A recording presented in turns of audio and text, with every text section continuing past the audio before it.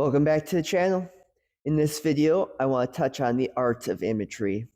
A lot of times when I go through my different videos of how do we fix this, how do we do this, how do we improve in this area, I give you solutions, I give you ideas of what to do, but many of you might not know how to do it. So think of this as the how-to for imagery.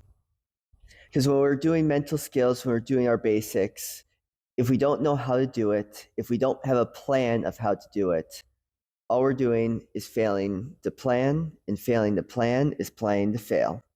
So let's look at imagery at a more in-depth level. So you come into me, you're dealing with some confidence issues, you're dealing with moments of, I don't know how to handle this. And one of the solutions we decide to try is, we're going to do imagery. We're going to use our brain to practice a skill. We're going to see ourselves coming back from an injury. We're going to use our brain to create this lifelike example so that we can see it, so we can believe it, so that we can do it. But a lot of times when we first talk about imagery, what people want to do is they just want to sit there and they just want to do it willy-nilly. They're just like, I'll just sit down and imagine myself doing it. So they'll sit, they'll try to imagine, and all of a sudden they're going to hit this spot. And then it's like, oh, the imagery is going wrong. I'm doing poorly. What's going on? And they kind of lose control of their imagery. Or they start doing something where it's like, this isn't realistic anymore. I'm kind of overdoing it. Like I'm a perfect 10 for 10 from the field in basketball. It's like, that's probably not going to happen. So what we do to make imagery more effective is we create a script to it. By creating a script, what then we're able to is we're able to record it. When we're able to record it, we're able to listen back to it. When we're able to listen back to it, we're able to turn our brain off from thinking about the script to just imagining the script and allowing ourselves to experience the script instead of trying to think about, okay, what's supposed to come next? What am I supposed to do next? And then when you're starting to think too much there, bad things can jump in and get at you. So how do we create a better script? Well, first off, we're going to have to write this stuff down, so follow along with me. We start off by identifying the different parts to what we're going to be seeing in our imagery. So yeah, you know what you're going to look like, but what are you going to see in that? Are you going to see this teammate? Are you going to see this field house? Are you going to see this field? What are you going to feel? Are you going to feel a court underneath you? Are you going to feel grass underneath you, dirt, track? Are you going to feel a breeze against your body? Is it going to be raining out? What is it going to be like? What feelings are going to be there? What emotional feelings? Are you going to be nervous? Are you going to be excited? Are you going to be kind of dreading the fact that you have to play this opponent? What emotions are you feeling? What are you going to be able to hear? Do you hear your teammates make a joke? Can you hear the referees making calls? Can you hear your opponents talking back to you? What sounds are there? What things can you smell? For some of us, maybe we could smell the popcorn coming from the concession stands. Maybe we smell the sweat of this teammate that doesn't do their hygiene very well, or the opponents that we know get very sweaty. Maybe there's some other scent that reminds you of there. If you play outdoors, maybe it's the fresh smell of spring, the pollen in the air that gets to you. What do you taste? Can you taste the Gatorade, the water that's in your mouth? Can you taste a little bit of a sweat that's dripped down into your lip? What tastes are there around you? Start to just go through all these different things that surround you that fill up the world. Because the more you fill up this world, fill up this imagery, the more real it becomes. The more real it becomes, the more you trick your brain, the more you forge those pathways in the brain that's like, yeah, I've been here before, I remember it. And even if it's just an imagery memory, your brain doesn't always remember that it was just an imagery memory. So it just starts to build this feeling of like, I've been here, I've done that.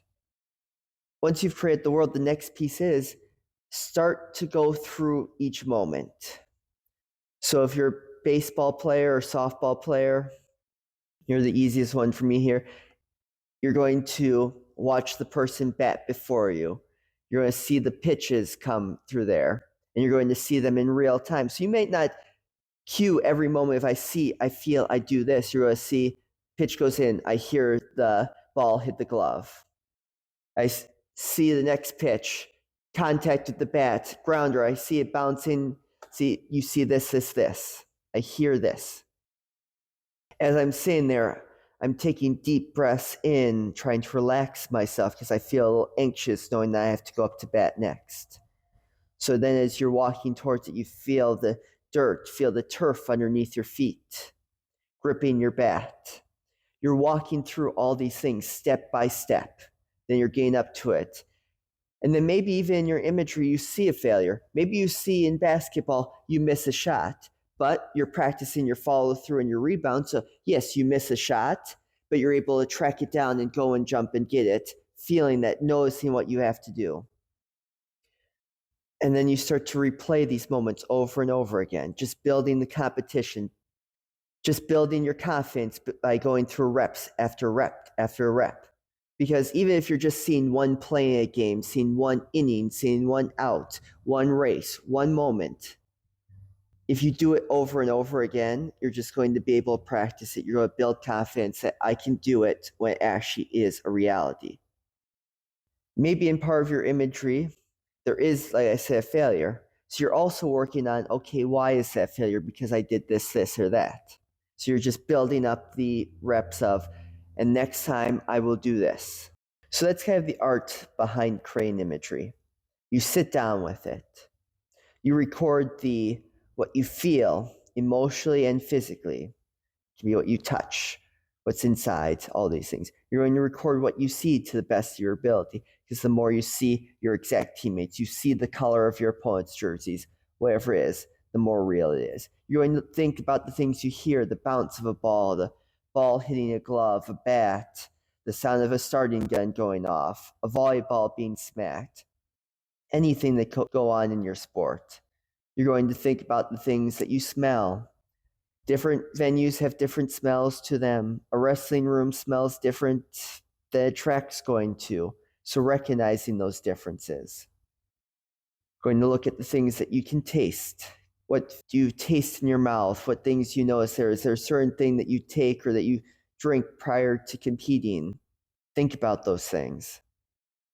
And then you're going to play the moments out. You're going to write the moments out, and you're just going to listen to it over and over again until you feel like I have mastered that and I can move on to the next piece. And to the best of your ability, do this stuff in real time. So think about it as a track runner. A 100-meter sprint is going to take 10 to 13 seconds. Your imagery of that race is going to be 10 to 13 seconds.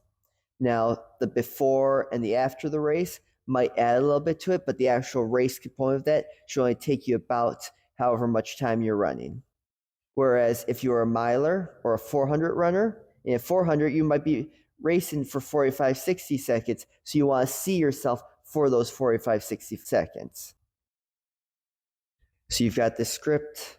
It's as long as your competition, and you're listening to it, you're writing it down, and you're going through it over and over again.